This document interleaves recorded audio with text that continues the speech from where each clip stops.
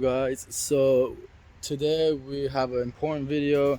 If you have an E36, you should definitely do this before you need to actually do it, because then it's too late. So it's definitely the most important thing for E36s. Cooling system, we already did the flush, which is the first thing you should do if you're not sure if you want to do everything or your car needs it or not. Just do that. And then the radiator, we realized it was clogged, so we got a new radiator. I think it's S54 radiator, but I don't know. That's what I was told. We got a thermostat. So the thermostat I got was the Melee one, or the Bear, or whatever the fuck. I got it from FC Bureau. It already comes with the gasket, but I got an extra one just in case it didn't. I wasn't sure. Same for this. I got an extra gasket, but it already comes with a gasket, I believe. Actually, it doesn't. The housing is already metal housing, so I don't have to do that. You should definitely do that if it's not. This is the water pump. This is the housing for the thermostat housing.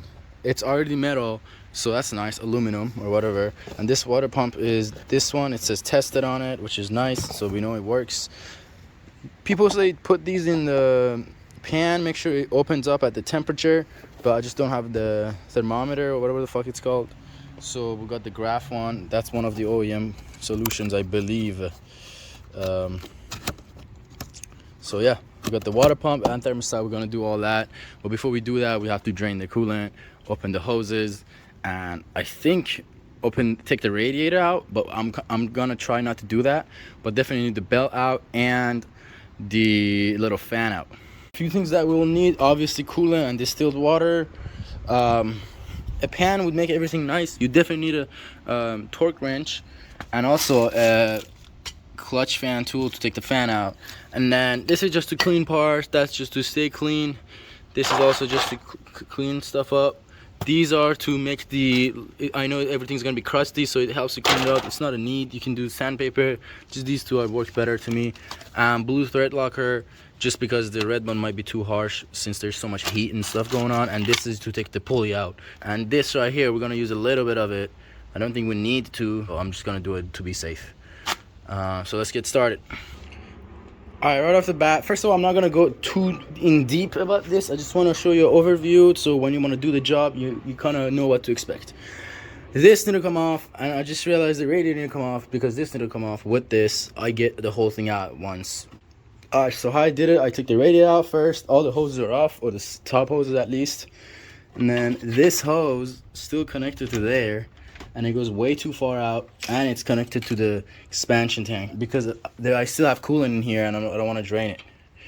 And be aware that I changed the coolant not even like 100 miles ago, so I'm trying to keep the coolant. Now it's pretty clean if you don't count that, so I think I'm okay with the coolant for now. But if you want to drain the block, there's a bolt on the bottom of the headers, or on the side of the headers, that you just drain the plug with that.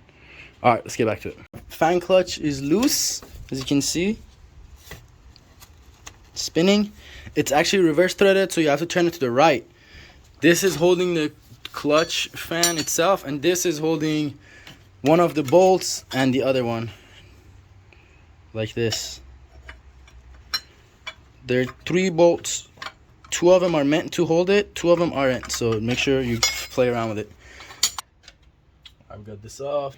Now we have 4 10mm bolts right there. We need to take those off to access the water pump. So this is right here, definitely not that bad. The gasket's toasted just because it overheated a few times. Obviously I have to do the head gasket on it too soon.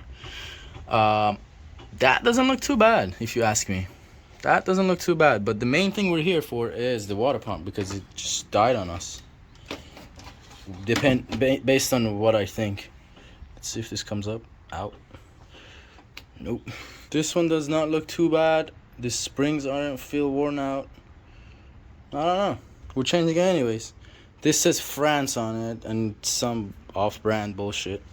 So yeah, we'll cool off that one. Thermostat's $30, bro. Like, don't be tripping. Let's get to the water pump. This is the water pump. But before we put everything back on, at the end, all these need to come off, and that's when the Scotch Brite and the wire brush comes in handy. Alright, so this right here has a cap. You take the cap off, and with this is a tensioner. You can take the belt off. This is a T47, I believe. So you just put pressure on that, take the belt off of this, and then 10 millimeters. They're very loose. You can just hold it with this and take it off. This needs some cleaning. That right there needs to be replaced. Hopefully that is our problem. I know head gasket's bad. We put a bowl in here. There was a hole. Nothing was in here. One of the bolts off of the pulley, I think. So as we're tightening it, it's tying it against itself, and it's opening that gap for us. Right there. You see that? It's pushing against it.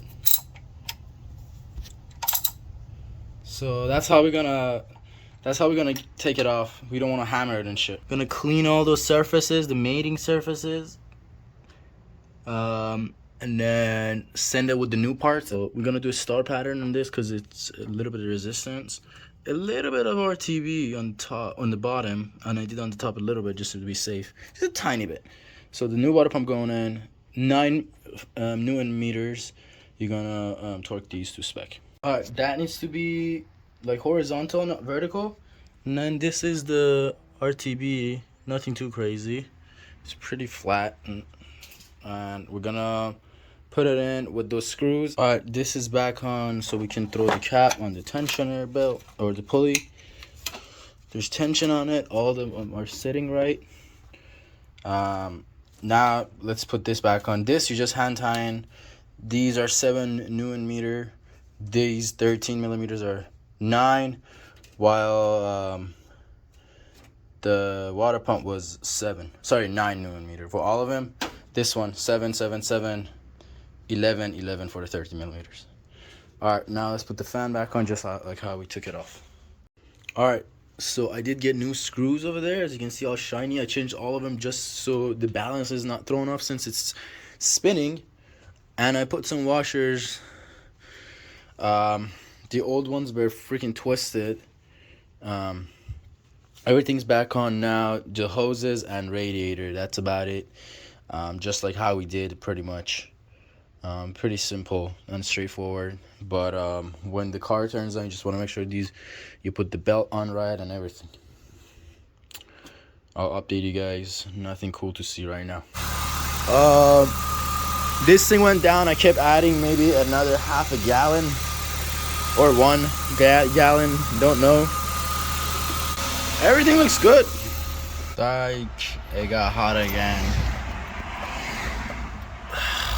And the fan's not kicking on, so that's only for AC. I'm gonna go ahead and say only for the AC condenser when you turn on the AC. So I just need to take it off so I get airflow. Yes, I did delete heater core, but still. Thank you for making it this far. 2 years later, now I'm talking here.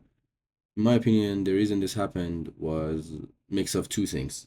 One, when I bought the car, the owner told me that the head gasket was done at a shop, and I believe him. But I don't think the shop did a good job. As you can see, the thermostat was not OEM, was made in France. Either way. Another reason was when I deleted the heater core, which is probably this, I looped the back of the heater core. A lot of people do that and they're okay with it, or some people block it and they're okay with it. But when you loop it, you just dumping hot coolant back into your car. So what I did later, you will see in the next video, that's the more proper way.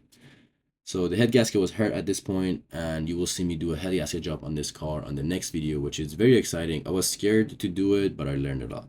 Thank you for watching. Stay tuned.